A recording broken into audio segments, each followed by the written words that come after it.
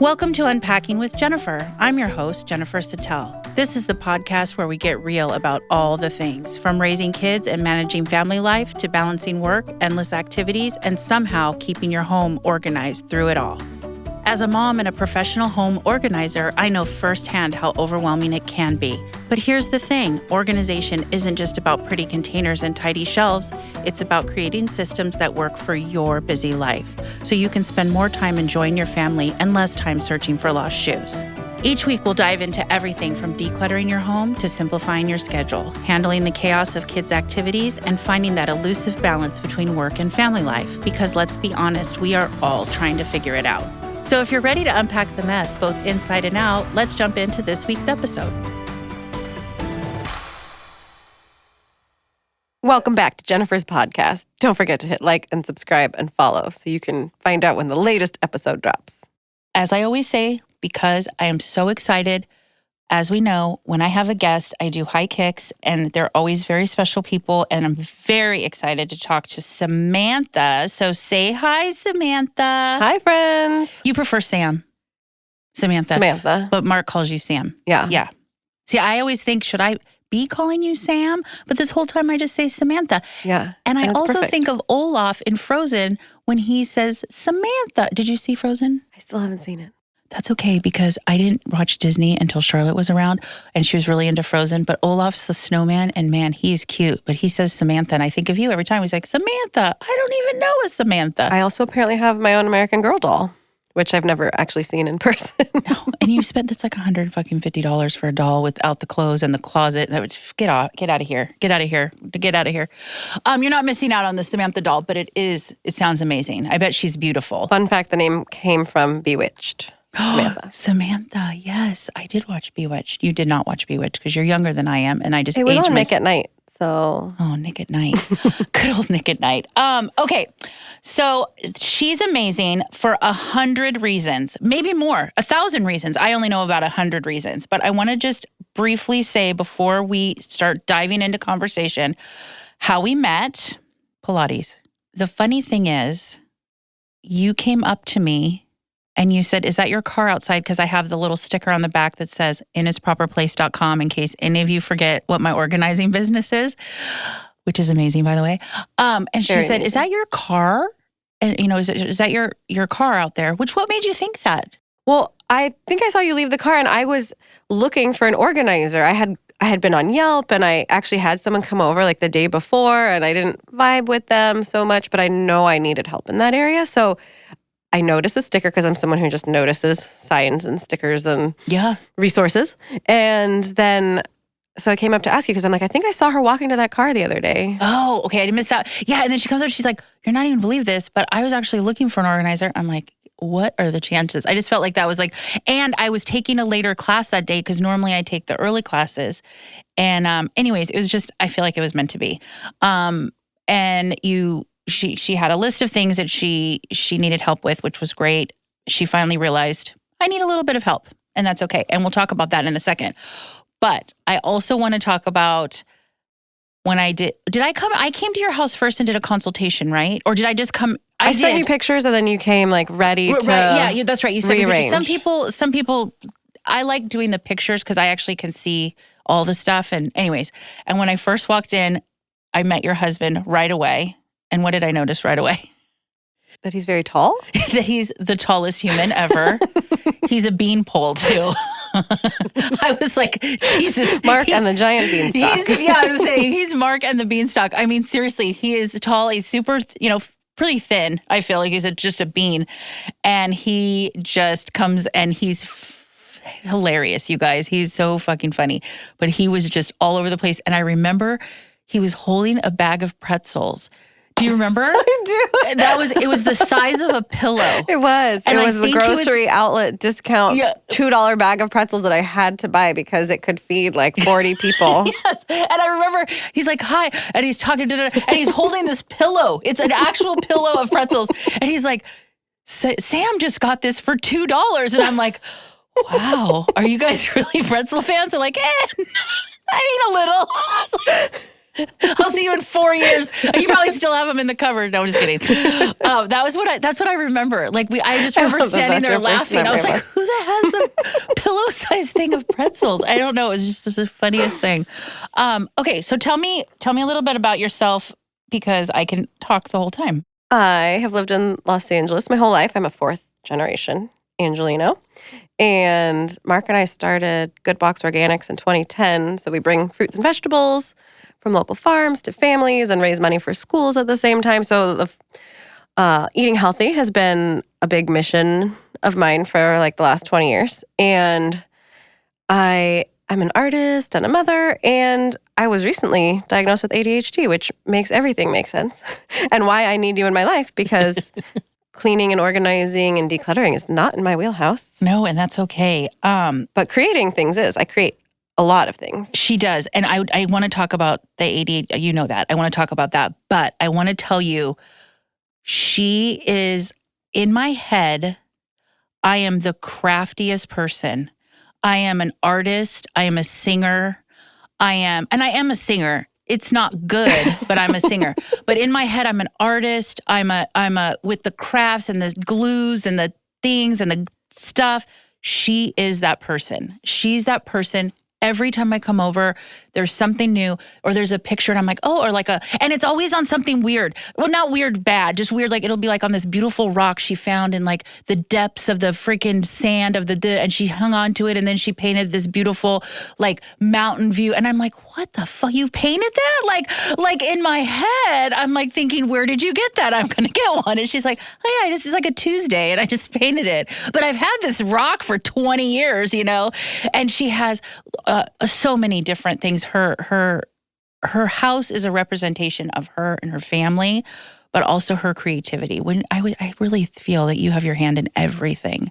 You're so creative. Thanks. And like sometimes too creative. Like I have razzed her a a little bit. Like, give me a fucking break, lady. You don't need to keep all the sticks and paint all the things. Yeah, that's the problem with multimedia projects. It involves a lot of materials. She has a lot of materials. And I also absolutely want to talk about your business. That's one of the reasons.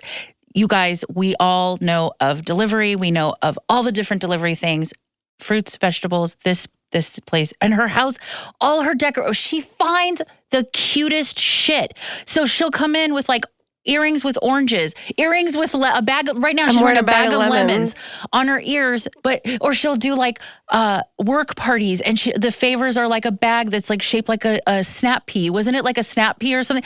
I'm like, what? This is so cute. It's just such you just have a lot of fun and talent, but a good business. So tell me about your business. Yeah. Besides that, you've had it for way longer than I thought.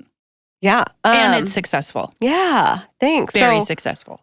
We're in our 15th year, and I used to volunteer at the farmer's market, and I shopped from there like my whole childhood. And I started volunteering there because I was an overachiever in high school and wanted to look good on college resumes. But then it turned out I fell in love with the food. I fell in love with the people. Farmer Gene was my mentor, all things food and people and community. And he's just like one of the most amazing humans I've ever met. He just has his hand in everything. You think I'm crafty with everything? That's him. Like, he's a baseball coach. He's a high school principal. He's an Army veteran. He's a fruit farmer. He's a grandfather, a father, a mentor. Like, he just an incredible human. He's like, I don't even sleep.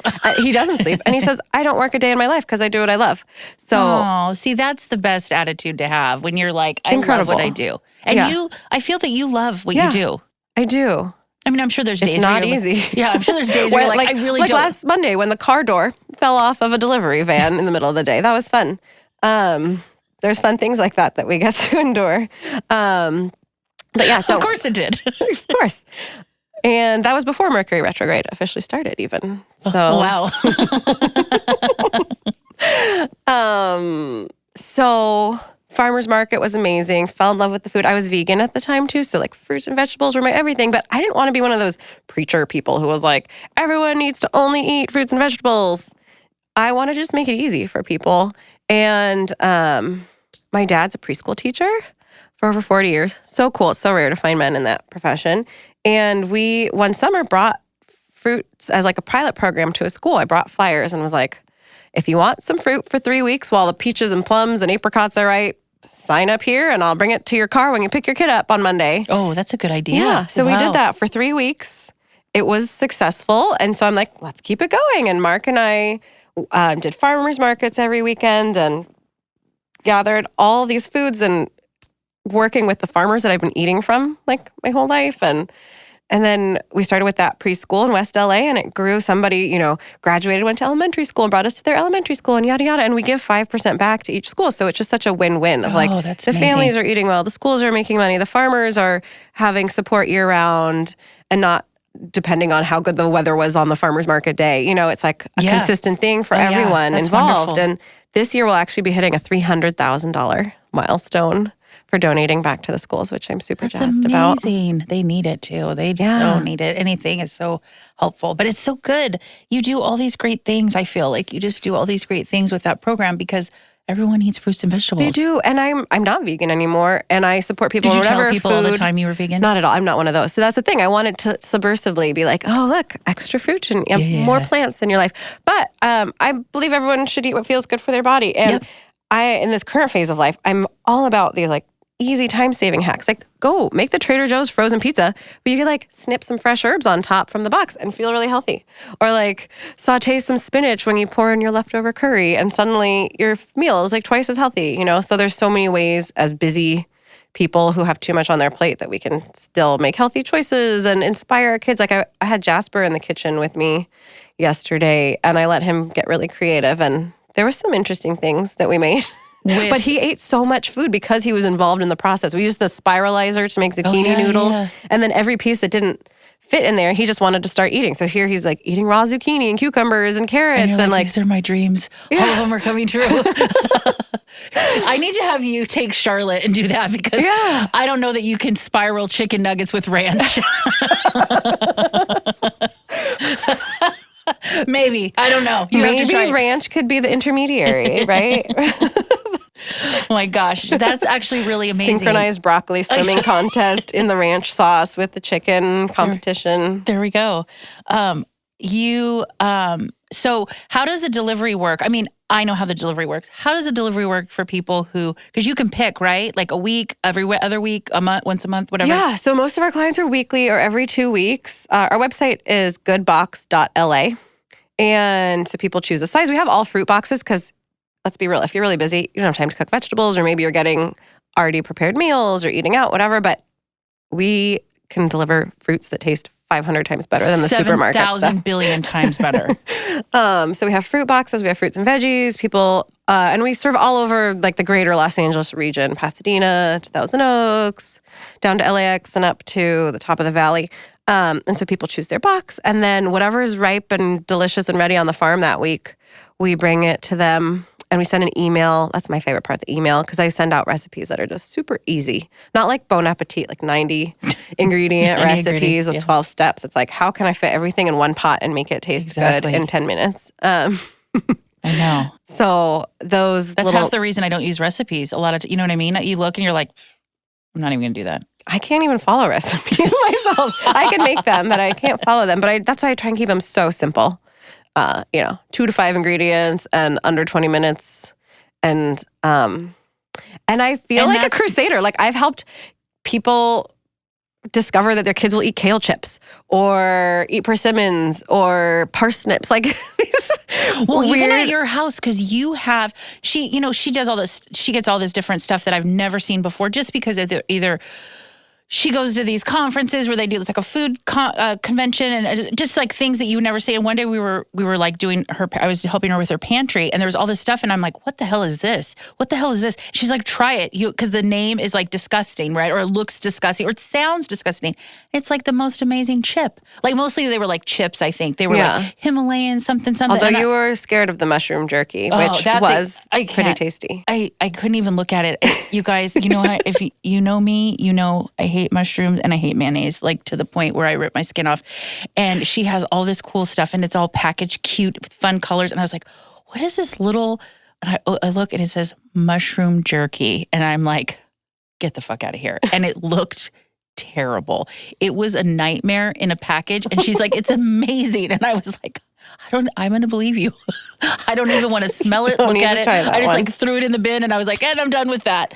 But you guys, mushroom jerky, a lot of people love mushrooms. I loathe mushrooms. No matter how, they could be mushroom dust and I will find it.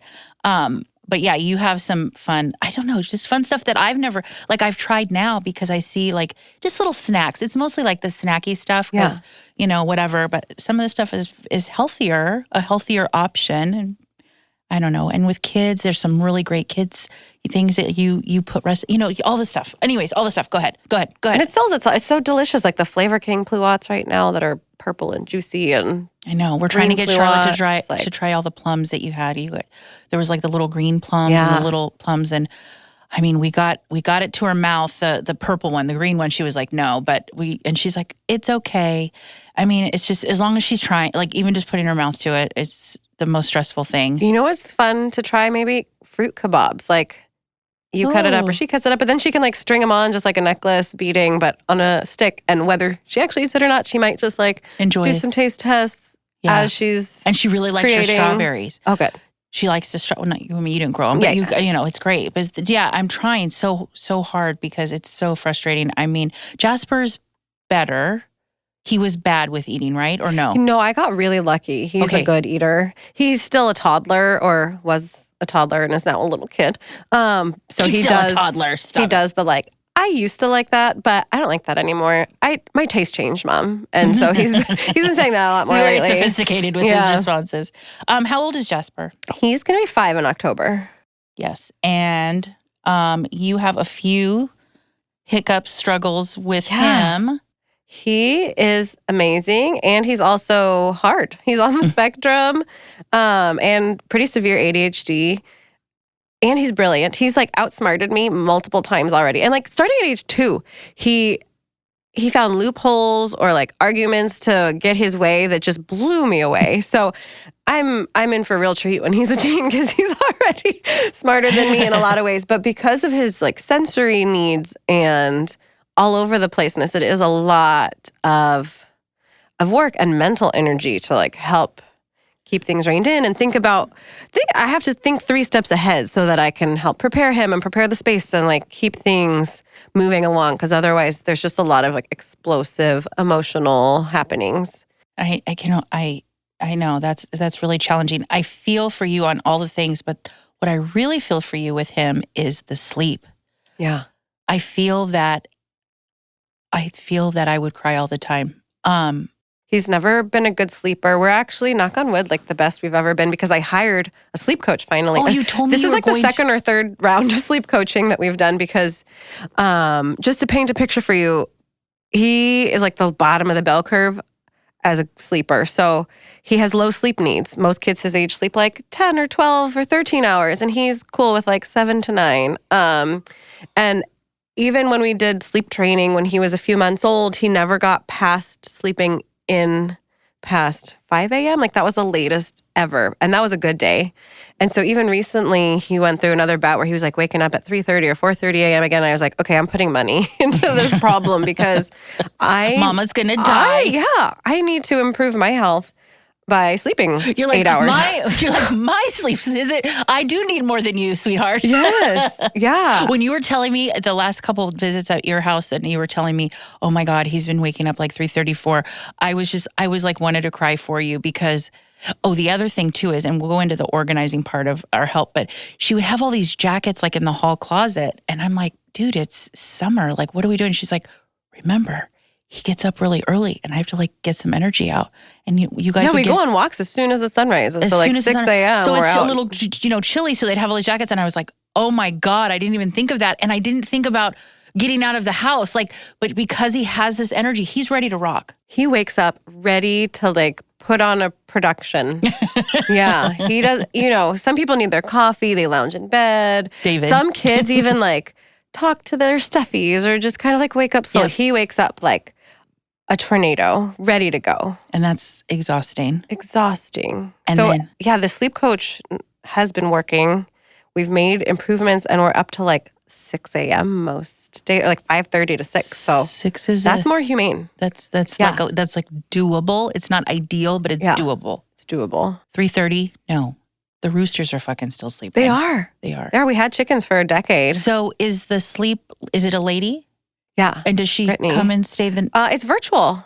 She's on the East Coast. And really? It's virtual? Yeah. Is that weird? I want to say sleep ability consultant or something. I would like to get you the actual name because they actually specialize in working with neurodiverse kids, which is why I found them, because all the traditional stuff wasn't working. Give me her information after, because I'll post it on the podcast. Because it does, like, neurodivergent kids have different sleep needs. And so she helped paint the picture of, like, what his temperament is like and what was kind of working, what wasn't, and has helped us like micro change little things. The biggest change was taking out his nap, which he was almost pretty much ready for age-wise anyway. Like, he won't have it in school next year, whereas his class last year, they had a 2-hour nap time, like allotted every day.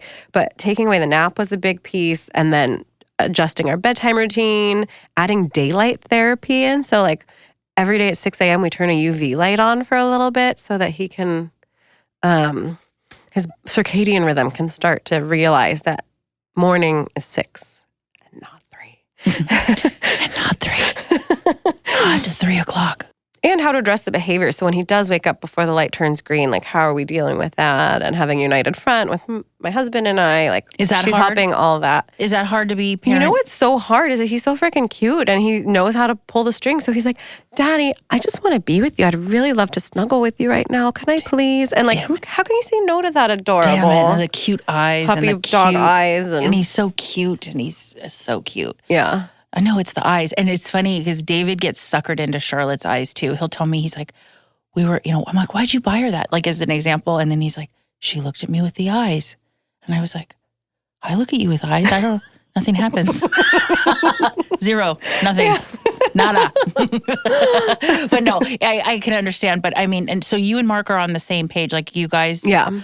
That's good. And then, so now. It's not all things. And I mean, gosh, we run our business together.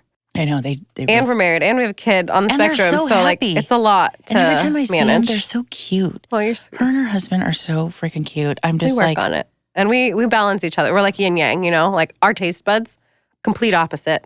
If I like something, he doesn't, and if he's like, "This is gross," I'm like, "Ooh, give it to me. I'll probably like it." So I know they're really, really cute together. But I know you guys have a very busy house with.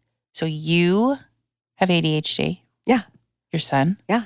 And your husband. Yeah, all three of us. Which yours was... Trifecta. Yours was recently. Yeah, I wasn't diagnosed until 37 when Jasper was diagnosed. And when I was like researching sensory things and like trying to learn more about parenting kids with ADHD, I was reading more and more checklists.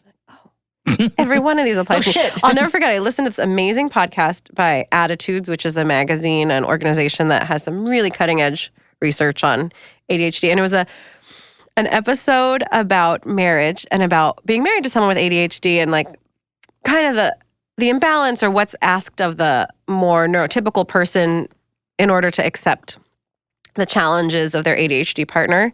And I thought I was listening to it to learn about my husband. And then it turned out that every single point that they made was actually about me. Ruh-roh. Yeah. But then it was like this magical aha, like so many things made sense. Looking backwards, it was easier to see. But for women, it goes undiagnosed so often because for us, it's less obvious. It's in our heads. Like it looks like runaway thoughts and it looks like 25 tabs open on your computer and 18 projects and texting friends and doing a million things and multitasking. Whereas for boys, it's so obvious. Like he can't sit still for 15 seconds. I call him a hummingbird because he's just like hovers over one thing for 11 seconds and then moves over here and then over there. We go to the beach and like, let's build a sandcastle. And building a sandcastle to him looks like running back and forth to the water every 32 seconds to refill his bucket. Oh, no sandcastles being built. It's just water. Yeah, and a lot of movement. I thought there was a sitting involved in that process. I was going to stretch my legs for a little bit. Nope. So all that to say, yeah, I realized I had ADHD and the things that I struggled with, like organizing and cleaning. I've never been good at cleaning up for myself. And I just look past clutter. It's like and at the same time, I have a photographic memory. So clutter is actually in a way comforting because I'm like, oh, I know where that thing is. I see it. If it's visual, it's there. So I see it. I remember where I saw it. Even though, the shoes are in the corner of the room instead of in the shoe closet, I know exactly where they are. You do. And it was one of the things you said, and it's funny because, like I said, I go to houses every day. I see a lot of things, and and it's funny, it's more women now. Been telling me, I was just diagnosed too. I have another client she's going to be 50 this year. She was just diagnosed last year.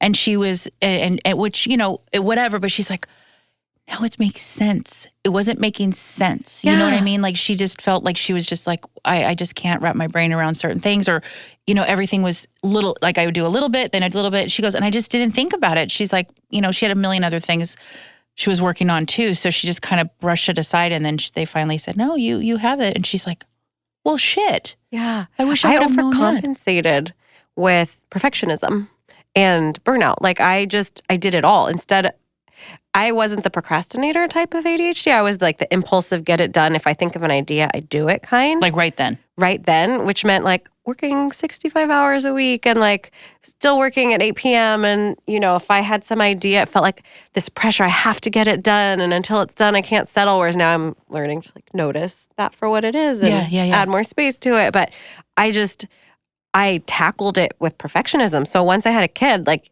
I couldn't do that shit anymore. No. You can't do Especially a kid who doesn't sleep. Especially a kid who gets up at 3:30. Was he like that as a baby too? Yeah, he was quite colicky and unsettlable. And he would just wake up screaming. Poor guy, I don't know what he dreamt about. He'd be like 2 months old and would wake up from any nap or sleep with like shrieking like it was murdered him or something. Yeah, exactly. God. Yeah, it was so sad. And then, looking back, like after the autism diagnosis, I was like, oh, okay. Like he's just that unsettled in his own nervous system. So it kind of all makes sense. But I'm sure it does kind of come like a click, like a light switch. It's like, what's going on? And then Mark has always had it, yes? Yeah, Mark was diagnosed at like age 7 with ADHD because, again, boys, it's so easy. They just don't sit still. Yeah. It's Mark a lot easier to see. So it was funny. So the first time I went in there, besides seeing the pillow of pretzels, so we were working on, I think, Jasper's room. The first thing we did was Jasper's room.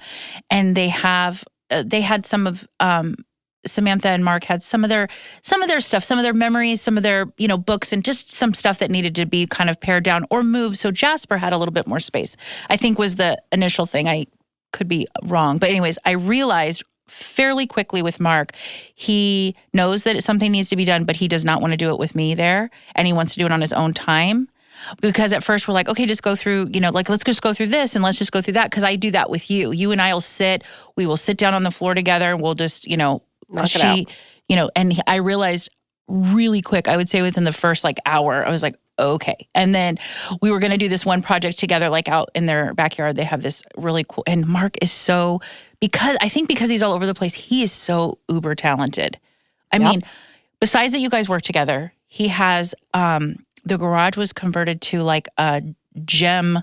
What is he? I mean, he makes beautiful stones and necklaces and jewelry and, so intricate. He invented his own machine, his own milling machine to carve the stones. Yeah. I mean, and then like on a Tuesday. And he built the shed that we were going to talk about organizing. And then on a Tuesday, they're like, yeah, and last Thursday, he had some extra wood, and here's a fucking shed. And I'm like... And here's a freaking treehouse. And here's a treehouse for the kid, for Jasper. And then...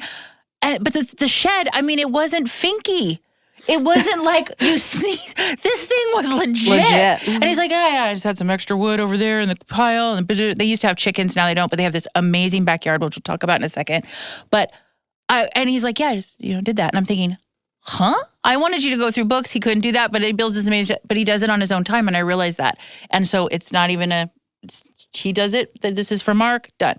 But you and I, we really kind of tackle, and she does have some placement. Like sometimes when new stuff comes in, I've realized too, is like she doesn't know what to do. You don't know what to do with it.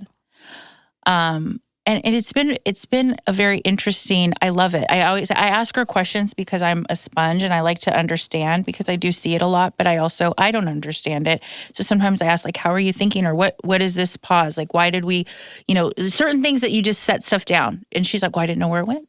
That's why you're here. And I was like, oh, okay, perfect. So as long as we get a space for it, we know, and it's labeled or whatever works for you. Once you give it its proper place. Once I give it its proper place. Then we know where it goes. Samantha's going to be my number 1 fan. Lisa always is number 1. Okay, let's take a quick break. Click the like, subscribe, or follow button on any platform that you're using, and that will give you notifications when the next episode drops. Now back to the show.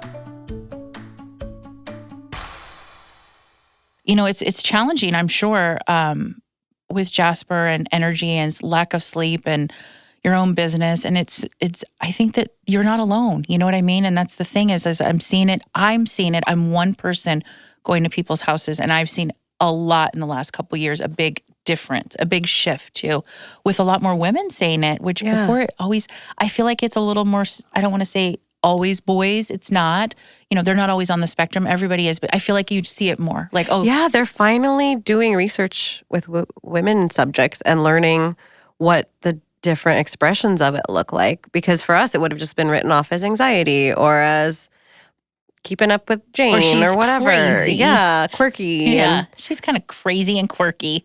Yeah. You're like, so no, there's I'm been not. just so much more research in the last 10 years. And one of my biggest ahas too, because I also suffer from PMDD. So PMS is like 10 times worse emotionally for me. 50% of women with ADHD have PMDD. So every month we're dealing with these insane hormonal spikes that our bodies just don't process quite as well as our neurotypical peers.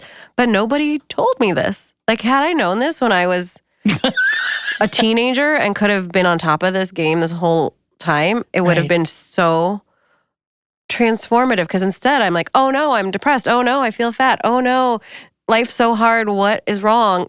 These are all traceable things. If I started keeping a journal and was like, every month on day 25, I have the same hopelessness. Oh, that's just what it is then. I can I can let it go. I don't have to believe it. Whereas before, all these thoughts felt so real. And so if I could just That's very interesting. find I a love way that. to educate young women, that would make me very happy because I wish more people could be empowered to know that their hormonal fluctuation, especially if they have ADHD or autism, is like a lot more severe. And the more we can track it and know it and be mindful of it, the more we can help ourselves or have other people help us. That's actually fascinating. Fascinating. Because part of ADHD is like emotional dysregulation, and that's for autism too. There's so much overlap. I mean, pretty much any form of neurodivergence. I think they're going to come up with more and more words for these and more labels over time because I think it's kind of outdated, a lot of the systems and stuff. But it is a spectrum, right? So everyone's on it somewhere. But yes, people with more pronounced neurodivergence tend to have a lot of trouble with emotional regulation. And so you throw hormones into the mix there, and it's really hard. That's really and it's so hard. easy to believe those thoughts because it's your own brain talking to you and telling you these things like, everything is so hard. Yeah. But if you can look at it and be like, oh, that's just because it's day 25. It's not actually hard. Day 28 will be much better. Yeah, actually, no, sorry. Day 28 is even worse. But day one. Give me day one, please. Day one will be really good. No, but that's really interesting because you think about all these teenage girls and sometimes they don't know. No, and I thought I had depression at age 18 and they were treating me for depression, which, hey, was partly true, but 99% of that was just the frickin' hormonal cycle on repeat. Yeah, that's very interesting. Yeah. See, and and it's funny because I say she, like you have a name, Samantha, she has all these journals, she has all these notebooks, she has all these things, and she's keeping some, we're boxing up some because some of them she absolutely wants to keep. But when I think about it now, I'm like, that was genius to have these like journals and stuff. Before I'd be like, journaling, when do you do that? But now it makes sense.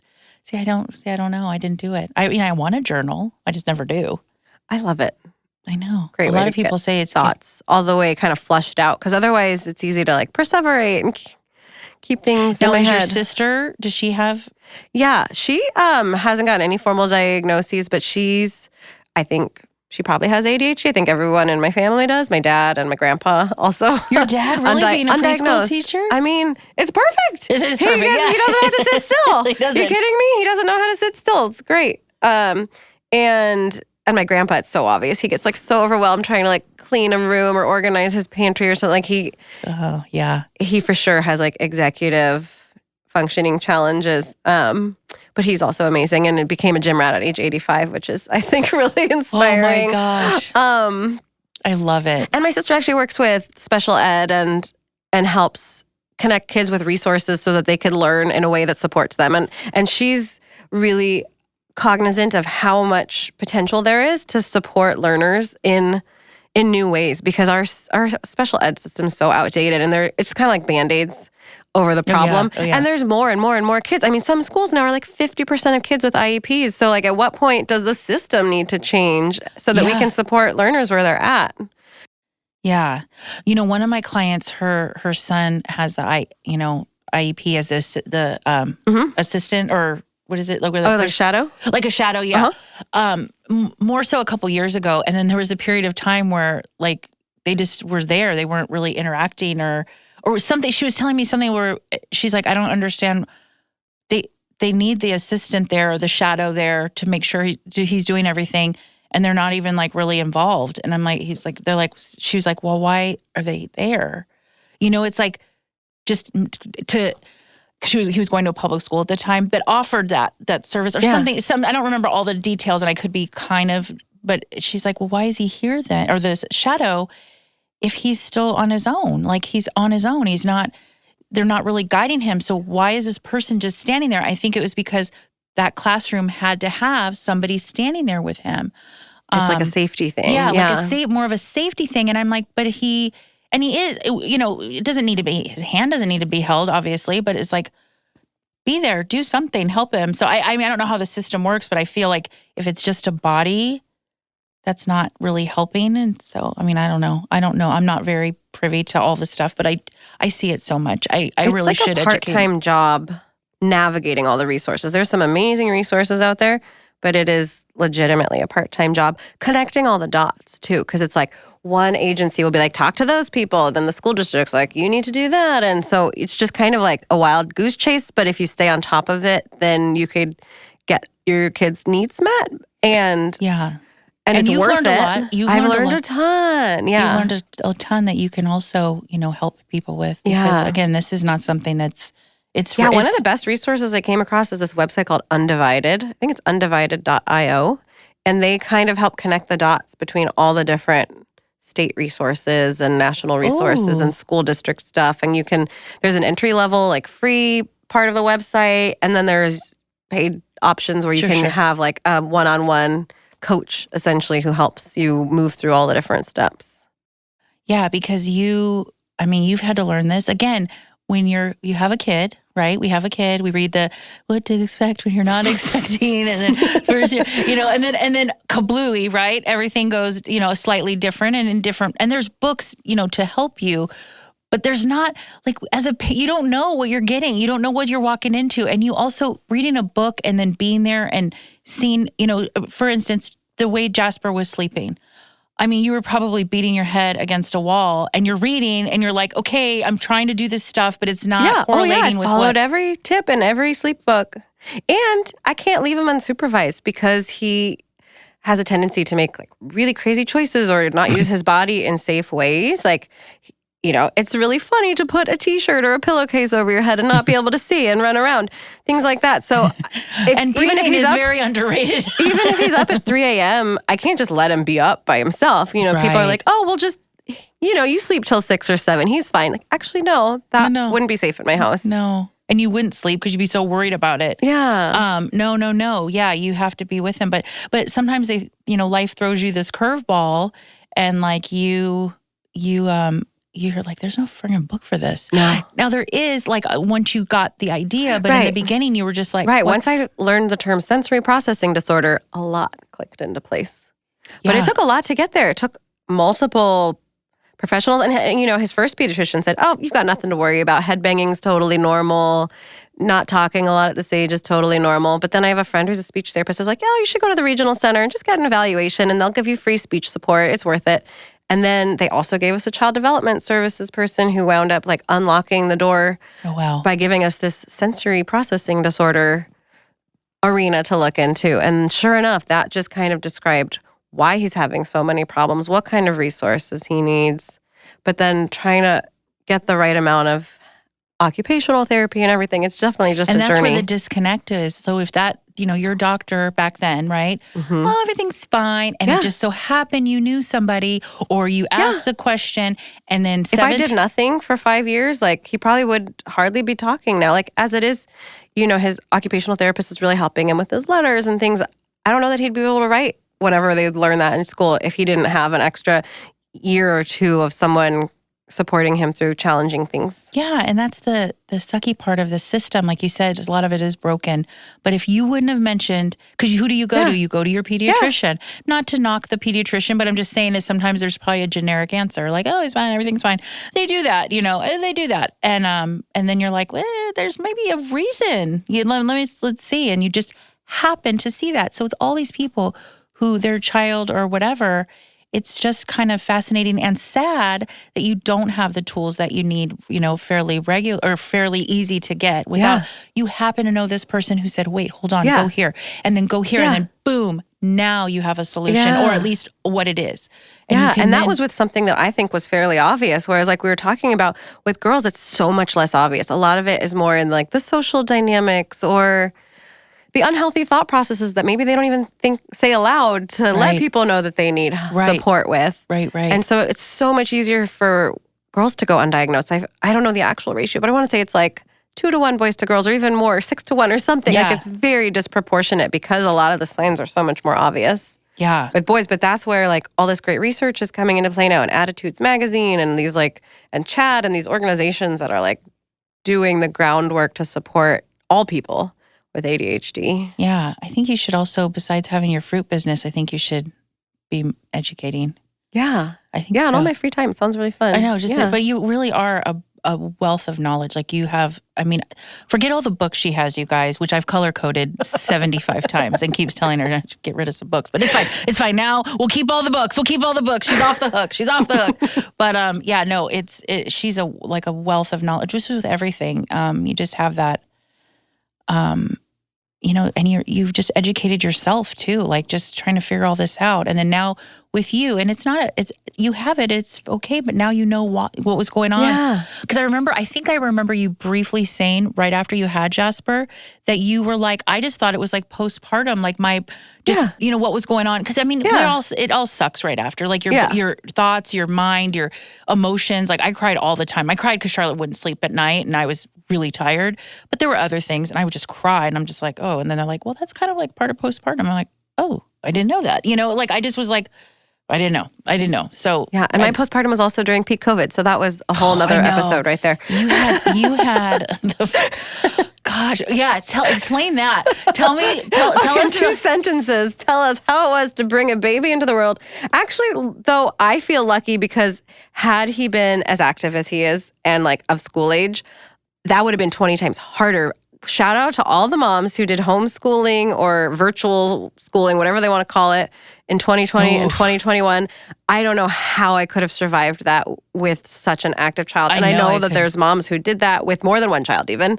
And so, oh my gosh, you guys, you did that. No. I tried. We didn't. She was in preschool, so it wasn't a thing. It wasn't a thing. And I wouldn't have survived. And to think I've gone to houses. I was going to houses where they, like you said, 3 kids, and then some of them, because they had 3 kids, they would just invite like a friend or 2. So then they have like a little pod, and then the parent, because they were home, they're already teaching the 3 kids, and then so and so dropped off little Johnny, and I'm like. And they were younger. This isn't, the high school part just makes me sad, but the younger ones, you're like, they're like, this is not the same. So everyone, when the kids went back to school, that was another thing. When the kids went back to school, they didn't really know the social cues again, like how to behave in a classroom on the younger kids' side, because you're doing this and we're still feeling the effects, but then trying to sweep it under the rug. Like, oh no, it's totally normal that 90% of every class is underperforming. Yeah, exactly. It's totally, everything's fine. All is fine.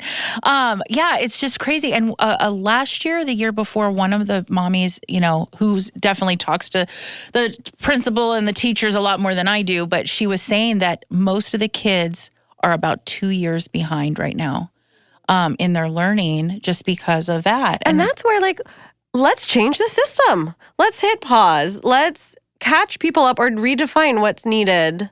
Yeah, really redefine what's needed. Obviously, at the younger age, you need to know that, but some of that stuff is that's just. I learned and excelled at calculus. And you want to know how often I've used that ever? Never.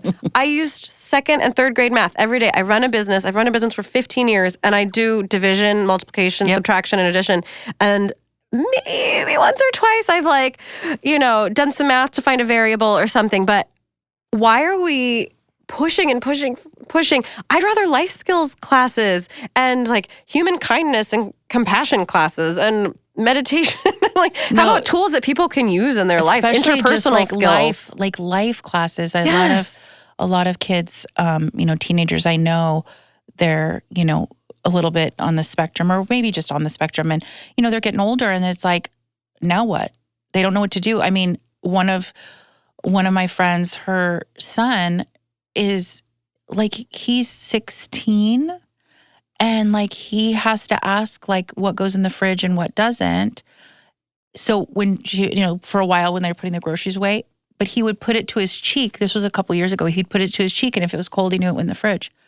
Okay, so now I don't know that it's much better. I don't know that was a story she told about a year and a half, 2 years ago, and I was like, oh, wow, okay. That just, oh, really? I just thought, okay. So then I'm like, okay, well, he's already 16. Life is, we don't want to be adults. Listen, it's overrated. It really is. But 18 comes around, right? And you're going to probably go to college. Not everybody, but probably go to college. And then what? You don't know what to do. Teach them that. No one gives a rip about calculus. No one gives two shits about trigonometry unless you're going to be in that world. Yeah. Not a lot of people. I've not used any physics, any chemistry. Nope. Any made-up history. No. No, I haven't done that either. Yeah, exactly. All that stuff. You're just come on, fix some of it. And I think a lot of people are not alone in this. And just, you'll give me some of those resources that you talked about. Just so if you're listening, which like and subscribe to get the latest drop on a new episode, you will get that information. But this is why I love talking to all of these guests, is because besides having a great relationship with Samantha, I feel that we have a really good relationship. I adore her. I adore her family. Mark is a riot. He's so talented. I love all the gems. He's like a gem guy, the quartz and the amethyst, but all these, and he makes the most beautiful things. And I'll be like, yeah, on a Tuesday at 12, I did this. And I'm like, what? He's so talented and so amazing, but they're so great. But I love getting information and supporting just the conversation. Everybody, you're not alone out there. Whatever conversation is for today, you're not alone. So it's just really, I don't know, it's really special when, you get to get some information that hopefully will help you. That's what I think personally. It helps me. And I don't, Charlotte, we talked about this, I think, Charlotte, I had to get a behavioral therapist because she had bathroom issues, fear. I don't know what the fuck. I'll tell you right now, I've lost 27 years off my life on that. But again, books, they don't tell you about this, right? So we just assumed the bathroom thing was one thing, right? We're just oh, and I'm sure I've talked about this for a second, and then come to find out, talking to the behavioral therapist, the first one we had, who'd never met Charlotte, which really annoyed me. I don't know why. I just felt that you need to be meet the kid, dude. But she had a practice, so she referred me to somebody else in that practice. But also, she was very expensive. It was still expensive, but she was $250 an hour. And I'm like, I just need to know if she can go poop in the toilet. But come to find out, actually, was her food that was the big issue, her eating and her food. And I was like, what? She was 4.5 before she peed on the potty because she was so scared. She was, if she ever listens to this podcast, I'm not embarrassing you, Charlotte, but she was 6, a little over 6 before she pooped in the toilet. She would poop in a pull-up, but never, 6.5. Holy fucking shit, okay? Let me tell you how much stress that caused our household. But come to find out, they're yeah, that'll happen. This was the one. oh yeah, I'm not even really worried about that. I'm actually worried about her food. And I'm like, really? Like in my head, I'm just like, oh, she's picky. Now she has sensory. I have sensory. It's, it's her genetic, whatever. I didn't know that. But that's where you peel away. Like I just assumed it was just the bathroom stuff. And they're like, well, that'll happen. And I'm like, well, she's 6. It's not fucking happening. Like, she's going to be 36 and she's going to still have a fucking pull-up on and everyone's going to make fun of her. But then they're like, oh, the eating stuff. And it was really eye-opening and fantastic. And I really, really liked, I kind of dove into that. And then I just like hearing what you're saying. Because, as a parent, some of the shit, you're just like, there's no book on this crap. And I think that all kind of like circles back to like just asking for help. I know. Asking people who might know if they have any resources. And then kind of like following the breadcrumb trail. That's really what it feels like. It's like following freaking breadcrumb and it's all like trail. Little, like you said, like little to connect the dots. And one of the things is, you're right, is asking for help. Because I remember one day I wasn't working and I told myself I'm going to call a couple, behavioral therapists or therapists and see where they recommend me. And I remember by the time I got to the third and I told my 6-minute story, I couldn't even talk. I was sobbing so much, but I was just so exhausted. I was so exhausted just mentally about what are we doing? Like, every time was at one point we had 6 little potties around the house because we're like, well, maybe she's scared to be, okay, she doesn't want the toilet flushing. Okay, so here. And I'm like, we cannot have a house with 6 fucking little potties. Like, what the fuck? And, David just said, okay, just tell me what to do. And here I am like stressing and like, man, I felt like I aged so much and it was tense. Everything was just, and it was like this big thing. And I should have just asked for help a long time ago. But I remember by the time I got to that third and I was like, I'm actually not sad. I just want you to know that I'm just fucking tired. I'm so mentally exhausted. And then getting that help was great. And it's not perfect, but it was definitely worth, I wish, you have regrets. I wish I would have done that a couple years before. Right, like, Jesus Lord. I could have been getting 8 hours of sleep the last 2 years. That would have been nice. Exactly. So I wanted to ask this, how long have you and Mark been together? 20 years. Since high school? Right after high school. Right after high school, yeah. My cousin introduced us that's right. summer Yes, after high school, and we just immediately clicked. They, they're such a cute couple, and I think that you guys just are so talented. I love that you have your business. I love that you're so creative. It kind of inspires me. I haven't done any of the stuff that it inspires me. I'm like, God, I really should do like knitting, or I should draw. Maybe I'll go take an art class. And then I'm like, when am I doing that? So I just got to make time. But you're just a wealth of knowledge. And of course, I want to support you. I want to support your business. And I want everybody to let me know your thoughts. Like I said, you're not alone with stuff like this. You're not alone. And I tell all of my clients this too, when I go in and you feel like discombobulated or you feel overwhelmed, you are not alone. There's a million people who feel like just they don't know where to start. That's what was also with you and getting to have me. It's like, where do I start? Yeah, no, actually I showed you, I wanted to start on the bookcases. And you're like, well, we got to have room to put all the crap that's like overflowing your bookcases. Let's go to the kids' bedroom. Let's start here and let's start here. And it's because sometimes you just don't know where to start. And then sometimes people will say to me, regardless if you have, ADHD, regardless of anything, they're like, what we did today would have taken me 6 months. Oh yeah. Like one drawer, I would do one drawer a month. You know what I mean? Like it's just, and it's like, yeah, you asked for help. And I appreciate that. I love helping you. I will continue to help you as long as you need me. And I will continue to laugh my ass off with your husband, who, on a final note of this conversation, her husband I've mentioned this before, I think I just mentioned it in my last podcast. He had bunion surgery, and I hate the word bunion. It's just like a bun and an onion had a baby, and he had to have it. And so we kind of started joking about that. Is that how it started? Probably. Oh, gosh, yeah. Didn't he have and so now we have this thing, like he'll tell me these funny stories now it morphed into like gross pictures of feet or like weird toes and stuff. Cause I was like kind of making fun of cause he was wasn't he in a thing? He had to have like the boot thing. Like the boot for a while though, like a month or 6 weeks or something.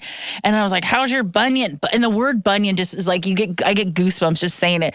And so him and I kind of have this thing. So I'll send Samantha these gross pictures if something pops up. Cause again, you think it and it comes up on your phone. And so Mark and I kind of go back and forth and just kind of outgross each other with stuff. And I find it. Except that it's all through me. And so I like went to actually look for a real link, and my shared messages with Jennifer was like 90 Instagram reels of creepy toes. And then one time, this is a couple weeks ago, I have another client, her name is Samantha too, and I just have Samantha, because when I first meet somebody, I put in my phone like Samantha the city, but for Samantha here, it was like Samantha Pilates, because when I met you, that I knew it was like, oh, Pilates, and then this one, anyways. And I sent her like this disgusting picture of this foot for her to give to Margo, these toes. It was just so gross. And she's like, I think you have the wrong Samantha. I think you have the wrong person. And I'm like, oh God, she opened that and probably like, I'm like, tell Mark you're welcome or something like that. And then it was like, no, and I wanted to die. I wanted to die. I was so embarrassed. I was like, oh my God. She's not a person that would appreciate that. Watch who you text. I know, toes. Thank God it was just toes and not something else. But yeah, they're just really great. And if you guys are looking into subscriptions for fruits and veggies, you can just do fruits, you could do veggies, you could do both, and they're amazing. Of course, they're farm to table, and all organic. Good Box organic. Yeah, Good Box. The link will be in the description. I want to thank you for being here, like always. I thank you. I appreciate you, and I love helping you. And I'm so glad that we met, and I'm so glad that you were able to talk to me today. So thank you so much, and everybody, remember, again, in case you forgot, if you like, subscribe, and follow, you get to know when a new episode drops. Ba-bing! Thank you so much. I look forward to talking to you again. That's a wrap on today's episode of Unpacking with Jennifer. I hope you're walking away with a little inspiration and a few practical tips to make life at home just a little bit easier. If you love the episode, be sure to subscribe so you never miss a new one. And if you found it helpful, I'd love if you left a quick review. It helps more moms like us find the show. Let's keep the conversation going. You can find me on social media at Jennifer_Sattel for more organizing tips, behind-the-scenes moments, and a whole lot of real life. Until the next time, take a deep breath, give yourself some grace, and keep unpacking what matters most. This episode was engineered by Robert Altschuler. Music by Coldfire. Recorded and mixed at Command Recording Studios.